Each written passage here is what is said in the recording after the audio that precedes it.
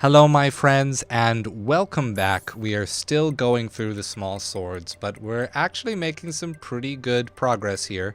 We went through Cruel Oath, starting at Ancient Overlord last time, but we are going to start with the Yorha Issue Blade as our first one for today, and make it through Cypress Stick, and then see if we can get into the large swords before finishing out.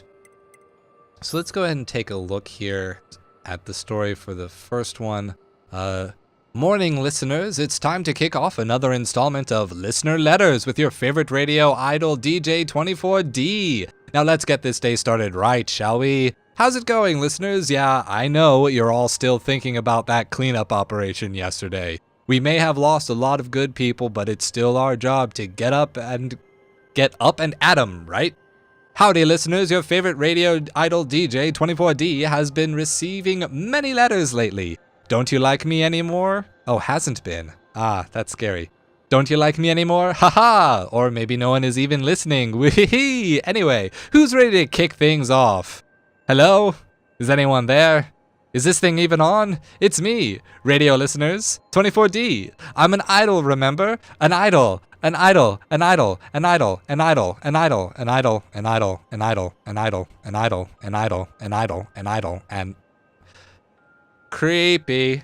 I don't know if any of you are aware, but the idol industry in Japan is really messed up. It's really, I guess you could say, traumatizing for many of the people that go into it. There is constant exploitation, both career-wise, like a huge amount of control that companies are trying to exercise over their performers' personal lives, and a lot of sexual hostility that goes into trying to be an idol and having a image of perfect purity and innocence and youth in order to market your musical career. And a lot of people are, just really desperate to be famous, that they get themselves into these situations, and before they realize it, they don't know how to get out.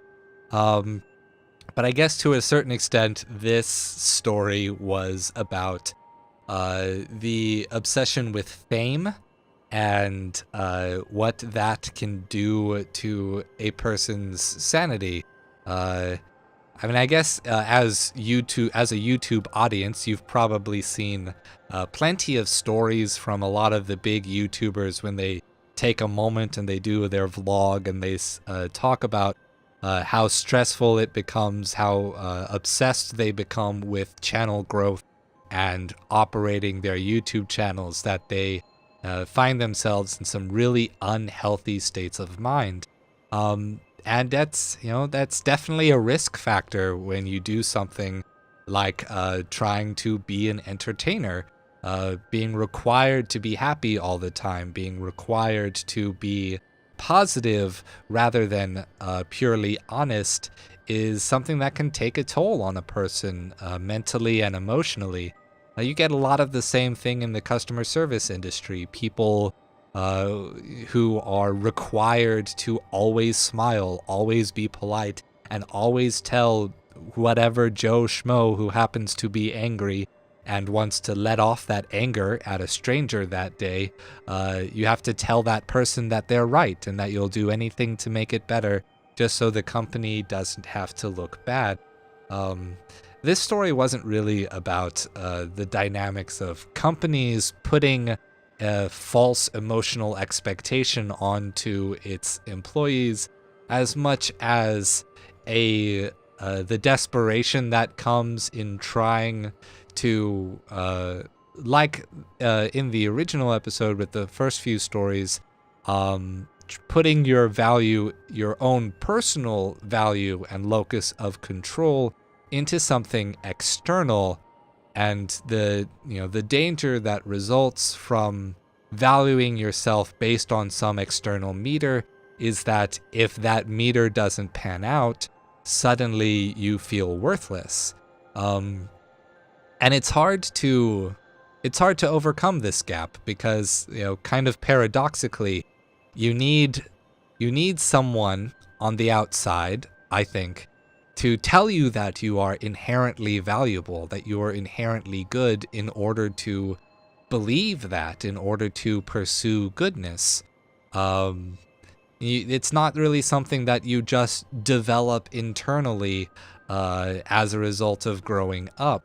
And humans are extremely social creatures. We need, to a certain extent, we need an external validation in order to develop internal validation that can support us when that external support isn't available. I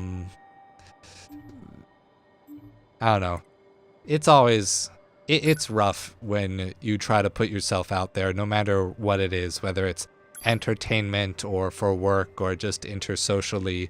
I think everyone has that experience and shares in that experience.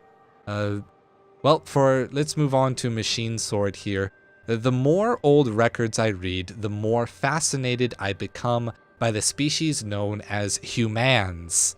We machines must do all we can to preserve these precious artifacts and continue to record their contents. I see from these records how important predation and reproduction were to human survival, and yet they viewed such acts as sinful. I wonder why. I found a famous human book today, but after reading it 10 times, it still makes no sense to me. What possible attraction could there be to such a thing?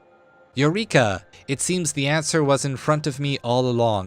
I am simply incapable of comprehending anything, or about humanity, or the world in general. Ah, how wonderful it is to live in a world swaddled in mystery. So this weapon story has a little bit of infamy in the lore finding community for NieR, because people are wondering if there's any way to actually figure out what specific book this weapon is referring to. But I think the consensus is that there really just isn't any evidence. It's just mentioning a book. We can presume that it's connected to other existential philosophers, and since this robot concluded that the beauty of the world is in that they are not able to comprehend or understand anything, not able to actually access any truth, that chances are it's probably going to be the existential philosopher Kierkegaard, or it's going to be Albert Camus. Mostly because for Kierkegaard, his idea was that in order to overcome the apparent meaninglessness, the apparent fact that I say fact, but it's a fact if you are an existentialist, that people are born without purpose and without meaning, so the only way to get to meaning is through a leap of faith, by putting your faith in some value of essence, such as God or nature or what have you, any essence whatsoever, really. You could, in a sort of semblance, connect yourself to the essence that is inherent in the world, even though the human mind is unable to actually observe or prove to itself that any essence exists. Whereas Albert Camus was just like, no, searching for meaning is an inevitable condition of humanity, and even if we understand that there is no meaning, we just have to do it, so, oh well, do it anyway, who cares, I'm a badass, I smoke cigars, I smoke cigarettes, I like hood... Sorry, I shouldn't curse, I'm probably gonna have to cut that out. So you're gonna hear a small bit of silence. I like being a hood rat. That's Albert Camus' full philosophy. Not really. But I like the little bit about how important predation and reproduction were to human survival, and how they viewed it as a sinful act. I think, I mean, there's a lot of discussion about this, like, for everything from the vegetarian/vegan ethics movements that are happening in society, being against predation of animals, to our historical limits on sexuality, because, I mean, to a certain extent, I think the cultures that did develop those limits did so because they recognized the inherent power that reproduction has by creating ethical burdens on humanity. I mean, people are always talking about how the world is overpopulated. I really don't think that's accurate. I think we just have a resource distribution problem, and we just all crowd into the same places. That's not overpopulation. That's overpopulation of small portions of land. But the world has plenty of room that we haven't actually developed on yet. And to I guess what I'm getting at with that is, we look at, say, Japan's current condition of having an aging population with hardly any new children being born, and like this focus on reproduction, this fear of reproduction or being too gung-ho about reproducing is what created this problem. It created booms of population after World War II. It has created a dirge of population growth once that population becomes the senior citizens and thus need to be taken care of. And so we're in a situation where I think we can say that human reproduction and human predation are extremely powerful. They are extremely meaningful and have a lot of ethical implications to how we live and behave as social animals. And so it can very easily develop into fear, into not wanting to be connected or involved with it.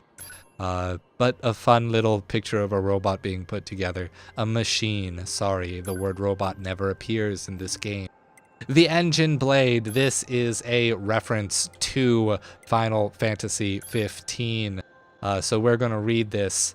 A small prince rests alone in a vast, vast bedroom. He wishes his father knew how much he hates sleeping alone, but he doesn't dare to tell him, for the king is a very busy man and must not be disturbed. A king sits alone in his vast, vast office, drowning in affairs of state. All he wants is to see his family and hug his son, but he cannot, for his every waking moment must be spent in service of the people. One day, while eating dinner, the king asks his son what he most desires in the world. He hopes he will say that he wants them to spend more time together, but instead the boy simply points at a sword hanging on the wall. The ancient sword is considered the sign that one is ready to rule. Someday, the king chuckles. His son faintly smiles back at him. All he really wanted was for his dad to read him a bedtime story. So I'm not going to really say that there's much